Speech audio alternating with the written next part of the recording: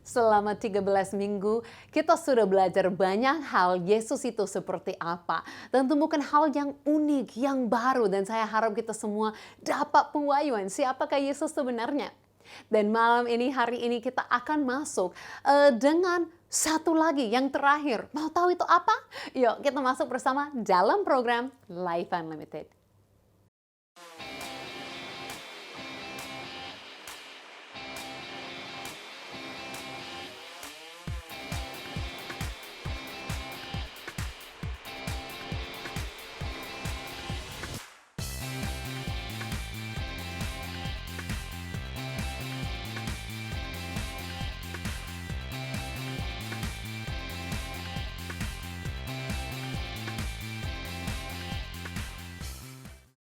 Ya, halo kepada semua pemirsa Life Unlimited. Welcome back. Selamat berjumpa kembali dalam program Life Unlimited ini bersama dengan saya, Susan Hoover.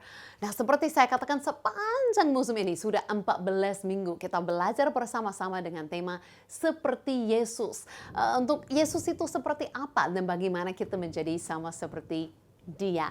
Dan hari ini kita pasti akan lanjut dalam tema ini, akan mengakhiri, dan saya berdoa setiap pemirsa akan mengakhiri program hari ini bersama dengan saya dengan benar-benar mengerti Yesus seperti apa. Oke, tapi sebelumnya saya mau mengingatkan kita bahwa kita tidak hanya nonton program Life Unlimited sampai di situ saja.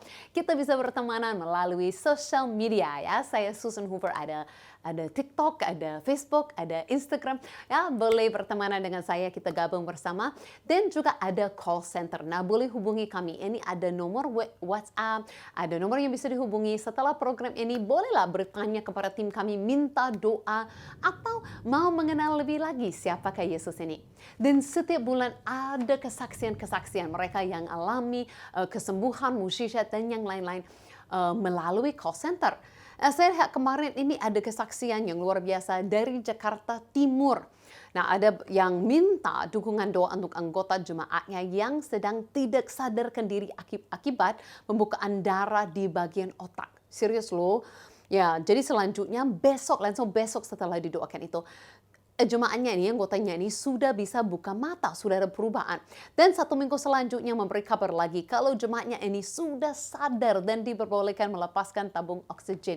Artinya ada mukjizat Tuhan yang terjadi. Kami sangat bersyukur untuk kabar ini, untuk Tuhan yang ajaib. Dan saya berharap bahwa setiap orang pemirsa ya siap-siap untuk lebih lagi alami kuasa Tuhan dalam hidupmu. Jangan malu-malu, tapi boleh juga hubungi kami dari tim Life Unlimited. Nah, hari ini kita akan melanjutkan tema yang kita sudah bahas selama 13-14 minggu ini, seperti Yesus. Jadi kita temukan bahwa Yesus itu tidak sombong, rela merendahkan diri, rela menjadi orang yang biasa. Kita juga belajar bahwa dia menerima anak-anak, tidak membandingkan orang atau menolak siapapun. Dia tidak terlalu serius, kita belajar. Tapi dia makan-makan, fellowship, yang dia orang yang juga fun kepada yang lain. Dia mengasihi musuh-musuh, dia tergantung kepada Roh Kudus, dia berbelas kasihan, dia menunjukkan Bapa seperti apa, dia penuh dengan kuasa. Banyak hal yang kita belajar dengan minggu-minggu ini, dan saya harap ini semuanya berikan gambaran kepada kita Yesus itu sebenarnya seperti apa. Bahwa Yesus itu, seperti saya sering katakan dalam minggu-minggu ini, Yesus itu bukan Tuhannya orang bule, atau dia sendiri orang bule. Bukan. Tuhan itu kan lahir dan bangsanya dari Timur Tengah. Dan dia bukan bule dari Barat. Dan Yesus itu begitu berbeda. Kita baru dapat kemarin, dia tidak seperti dunia. Dia tidak mengikuti semua yang salah yang ada di dunia. Dia datang untuk membuat jalan yang baru. Jadi hari ini kita mau belajar seperti Yesus itu, bahwa dia adalah jalan. Jalan apa maksudnya? Jalan itu dari Jakarta ke Surabaya gitu kan? Apakah jalannya dari Medan ke Pekanbarunya? Bukan, ya bukan jalan seperti itu. Tapi jalan itu adalah cara untuk datang kepada Tuhan. Nah, kalau kita lihat, ini adalah pertanyaan orang. Dalam Lukas 13, mungkin banyak orang hari ini pun masih mau bertanya seperti ini kepada Tuhan. Jadi Menarik sekali kalau kita lihat jawabannya Yesus. Dan ada seorang yang berkata kepadanya, Tuhan, sedikit sajakah orang yang diselamatkan?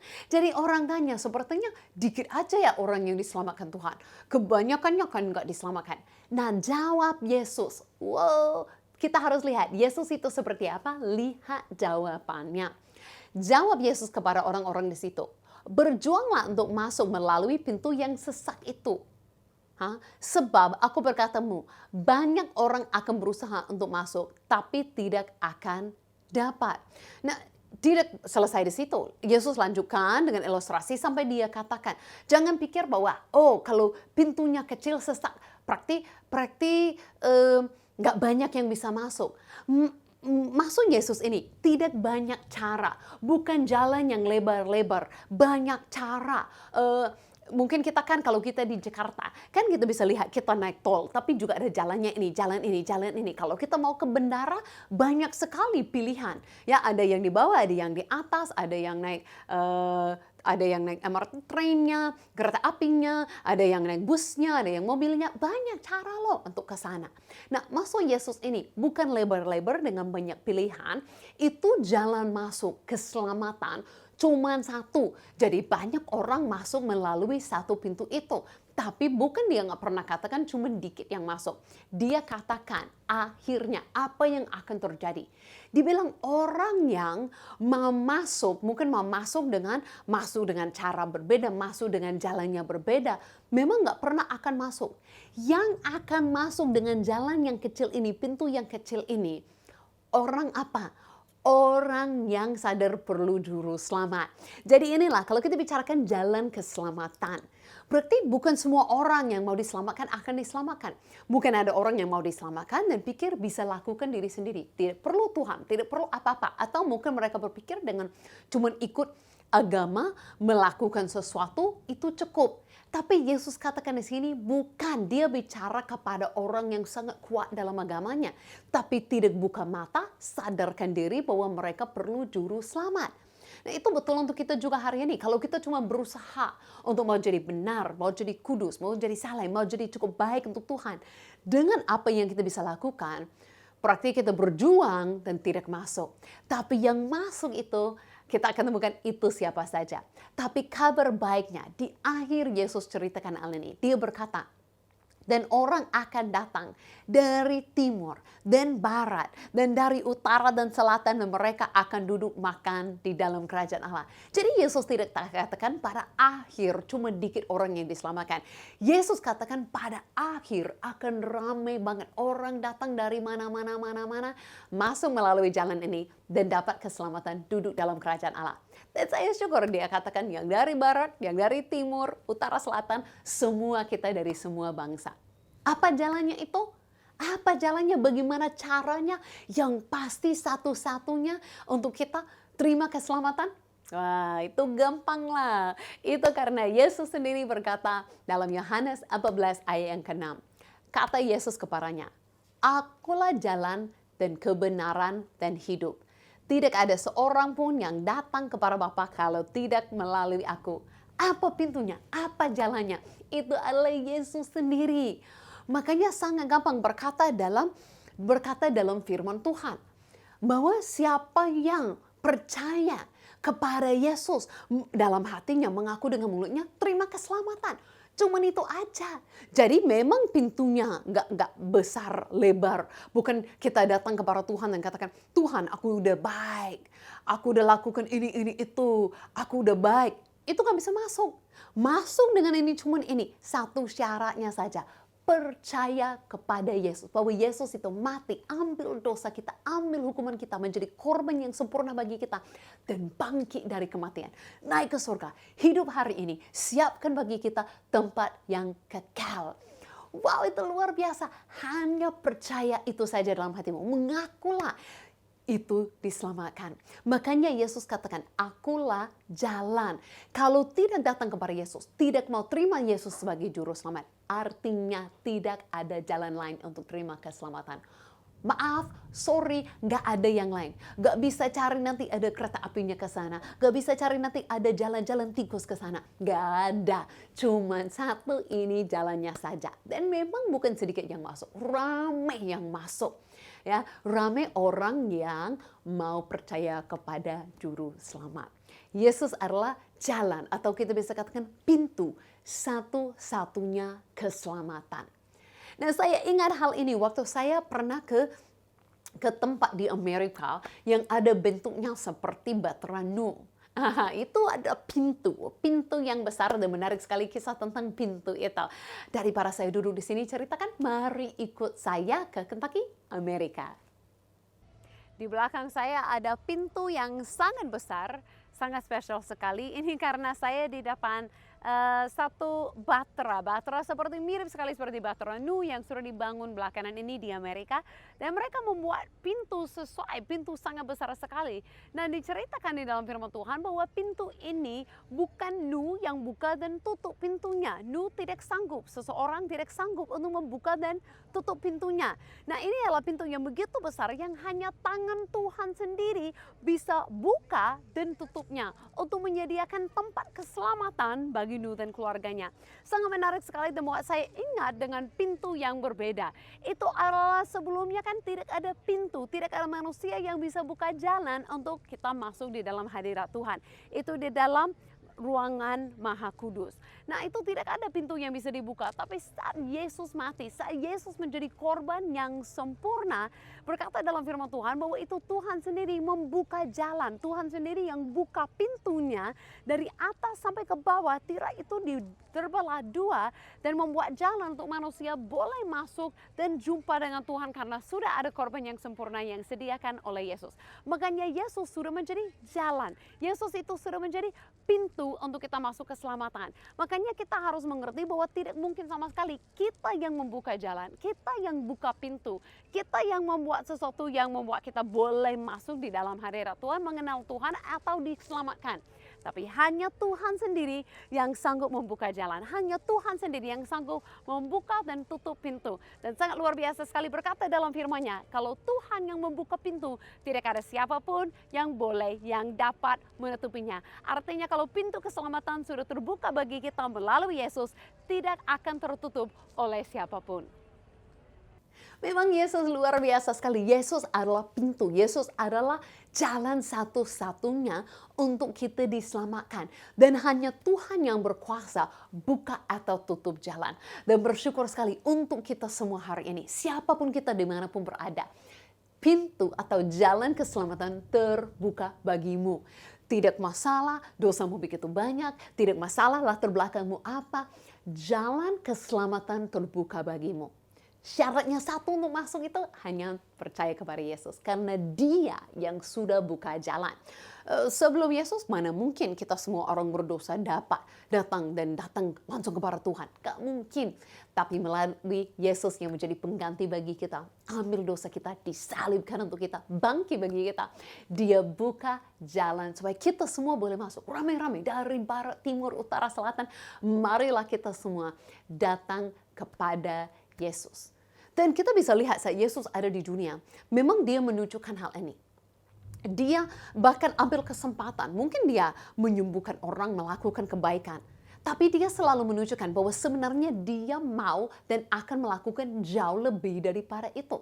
Nah, banyak orang berhenti dengan hanya terima Yesus itu lakukan kebaikan, mengajar yang baik, menyembuhkan. Bahkan saya dari Kanada, banyak orang di Kanada percaya pernah ada Yesus mengajar kata-kata baik. Mereka suka katanya, tapi tidak percaya sampai Dia menjadi juru selamat. Nah, itu masalahnya. Jadi kita harus melihat bahwa Yesus memang menyembuhkan orang. Tapi kuasa untuk menyembuhkan kenapa? Dan bahkan jauh lebih daripada kuasa menyembuhkan. Nah, pernah Dia membuktikan ada satu kisah di mana orang cuma datang minta kesembuhan, orang lumpuh mau jalan, tapi Yesus ini mengampuni dosanya dahulu dan katakan kalau Dia menyembuhkan itu artinya bukti Dia berkuasa untuk juga mengampuni dosa. Wow, dan itu sesuatu yang benar-benar buat orang heran dan terkejut pada waktu itu. Nah, kalau mungkin tidak ada yang ingat kisah ini, mari kita ikut saya dalam klip yang singkat ini untuk kita lebih lagi melihat apa yang terjadi pada waktu itu.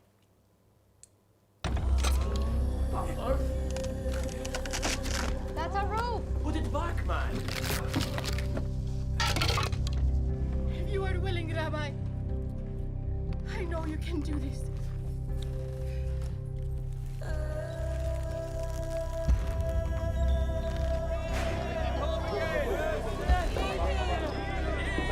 Down, down.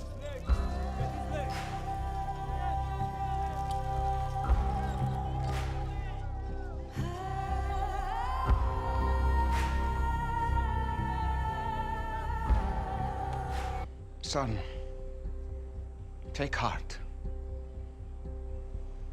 Your sins are forgiven.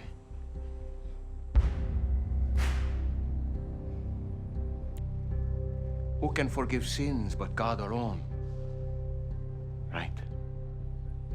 But I ask you, which is easier to say? Your sins are forgiven, or rise up and walk? It's easy to say anything, no? But to show you, and so that you may know that the Son of Man has the authority on earth to forgive sins.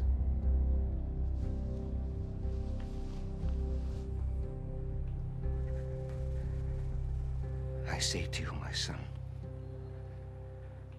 rise, pick up your bed, and go home.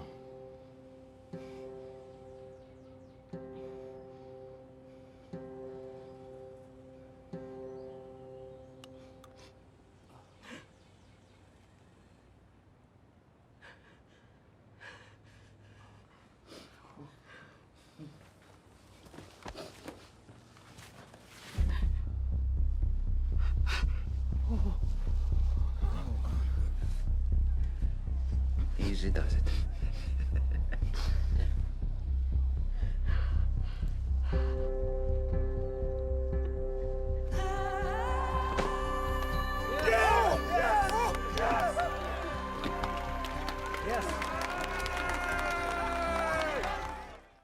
Wah, semua sukacita merayakan kesembuhan mukjizat yang terjadi. Nah, ini adalah klip dari siri TV yang saya sangat suka dalam bahasa Inggris The Chosen, tapi saya berharap bahwa subtitle membantu pemirsa untuk bisa mengerti. Ya, mungkin sudah tahu pun kisahnya bahwa kita melihat Yesus ini tidak terganggu, tidak marah-marah. Orangnya yang punya rumah bukan marah-marah saat atapnya dibuka dan orang diturunkan. Yesus tidak marah, dia diganggu. Yesus tidak marah kepada orangnya, malahan senang. Dan mereka cuma datang minta kesembuhan. Tapi Yesus tahu keperluan jauh lebih daripada itu. Jadi Yesus bukan saja jalan terima berkat. Yesus bukan saja jalan untuk kesembuhan mukjizat. Yesus adalah jalan keselamatan. Nah, banyak orang mau datang cuma terima kesembuhan dan Yesus baik, tapi sebenarnya dia mau menunjukkan jauh lebih daripada itu. Karena untuk apa Yesus beri kesembuhan hari ini sehat-sehat, tapi nanti berapa tahun kemudian kita mati dan tidak masuk hidup kekal dengan dia? Untuk apa di dunia ini terima berkat, tapi nanti itu hilang saat kita mati, tidak bisa bawa bersama dengan kita? Jadi yang lebih penting kepada Tuhan di atas segala sesuatu adalah keselamatan yang dia menyediakan. Makanya dalam kisah ini kita bisa lihat orang lain pun marah. Orang lain pun nggak mau percaya dia sanggup mengampuni dosa. Tapi dia membuktikan dia dapat melakukannya. Dia adalah jalan satu-satunya untuk terima keselamatan. Dan memang masuk akal. Karena dia satu-satunya yang kudus tidak ada dosa. Yang pernah di sepanjang sejarah. Ribuan tahun cuma satu.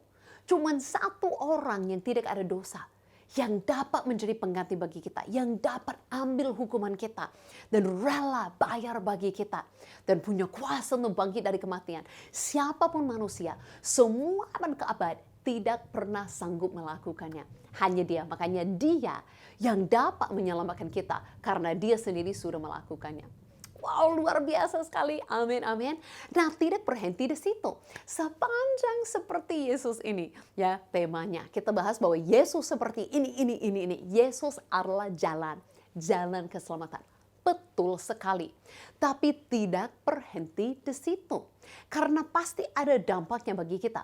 Nah, yang pertama, apa yang terjadi? Kita boleh masuk jalan itu. Kita boleh terima keselamatan itu. Siapapun, hai pemirsa, dimanapun dirimu, apapun namamu, latar belakangmu seperti apapun, muda atau tua, suku apa, bahasa apa, dengarlah saya hari ini mengatakan jalan keselamatan terbuka bagimu. Bahkan siapapun yang mau saat ini tidak harus tunggu program selesai seperti biasa. Hari ini saya buat special. Saat ini juga kalau mau percaya kepada Yesus, boleh ikuti saya dalam doa ini. Katakan, Yesus, terima kasih. Engkau mengasihi aku sampai engkau rela mati bagiku, mengampuni semua dosa-dosaku, dan engkau bangkit dengan hidup kekal, engkau berikan, karuniakan kepadaku. Aku menerima hadiratmu, hidup kekalmu, saat ini juga. Dalam nama Yesus. Amin. Amin. Dan dengan doa yang singkat itu, semuanya terjadi. Sudah jalan masuk. Dengan hatimu percaya, dengan mulaimu mengaku, sudah masuk jalan keselamatan itu. Itu sudah terjadi dan itu tidak pernah akan diambil daripadamu. Kalau ada yang berdoa seperti itu untuk pertama kali, tolong segera hubungi kami call center. WhatsApp kami, ceritakan saya baru doa untuk percaya kepada Yesus. Terima jalan keselamatan. Wow. Jadi sekarang melalui Yesus itu tidak ada halangan lagi datang kepada Tuhan. Semua dosamu sudah dipindahkan ke Yesus, sudah dibayar lunas di salib. Dan kebenarannya Yesus layak berdiri di hadapan Allah, sudah dipindahkan ke atasmu. Saat ini sudah menjadi ciptaan baru, kudus, benar, baru. Kita terima itu semua, tapi lebih daripada itu, bukan saja kita terima masuk jalan keselamatan. Tapi yang luar biasa, kita sekarang tidak menjadi jalan seperti Yesus, tapi menunjukkan jalan itu kepada orang lain. Nah, ini sangat menarik sekali. Kau tahu nggak? Setelah Yesus disalibkan, bangkit naik ke surga, dia tinggalkan murid-muridnya di dunia. Nah, mereka tidak dari awal dinamakan orang Kristen atau punya agama. No, mereka hanya orang yang ikuti Yesus dan dipanggil seperti apa? Apa kelompoknya? Apa namanya? Ini kalau kita lihat menarik sekali dalam Kisah Para Rasul, pasal yang ke-9.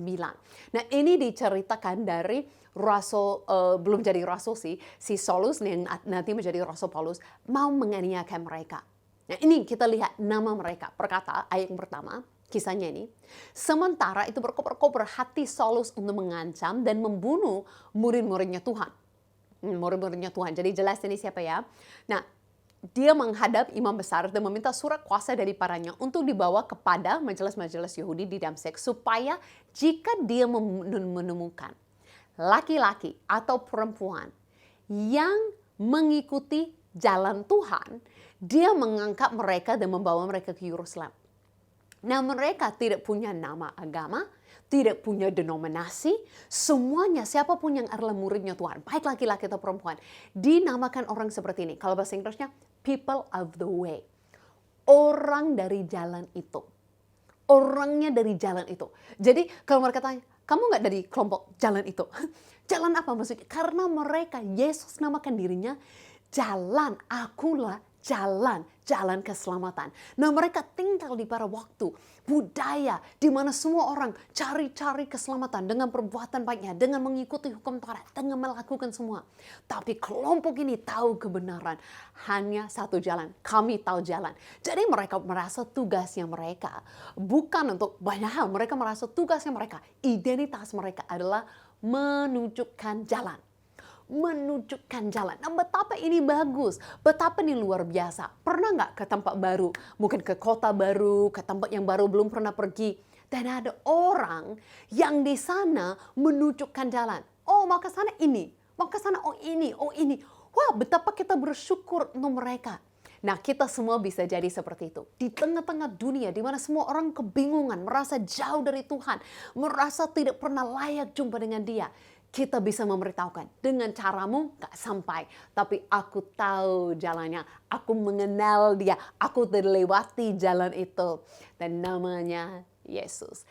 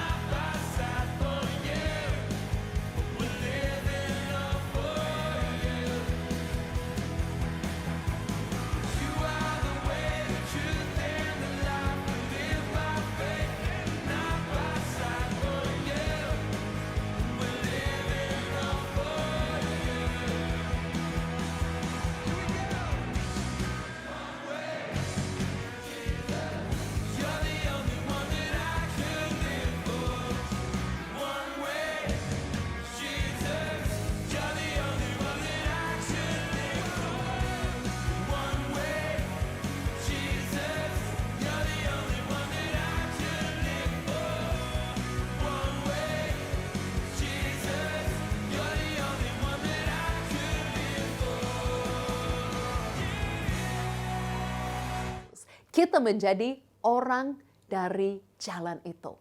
Itu luar biasa sekali, itu identitas kita hari ini. Jangan kita pun terlalu membawa oleh identitas dengan denominasi nama-nama itu. Seharusnya kita semua tahu, kita semua adalah orang yang mengenal, sudah mengikuti, dan menunjukkan jalan kepada orang lain. Jalan keselamatan, namanya jalan itu adalah jalan Yesus.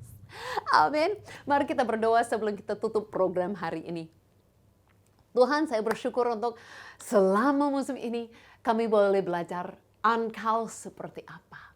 Dan saya berdoa ada pewahyuan yang terus-menerus akan datang kepada pemirsa. Setelah program ini pun selesai, Engkau akan mengajar kami, buka mata kami supaya kami benar-benar mengenal Yesus yang begitu indah, mulia, ajaib, berkuasa, mengasihi kami, dan jalan keselamatan satu-satunya. Terima kasih Tuhan. Di dalam namamu kami berdoa. Amin. Amin, terima kasih banyak semua pemirsa yang mengikuti. Minggu depan jangan kemana-mana. Ini seriesnya selesai, bukan programnya selesai untuk selamanya. Minggu depan kita akan mulai topik yang baru. Mau tahu apa? Mari kita jumpa lagi minggu depan di channel ini, hari ini, di program ini, Life Unlimited bersama dengan saya, Susan Hoover. Tuhan Yesus memberkati.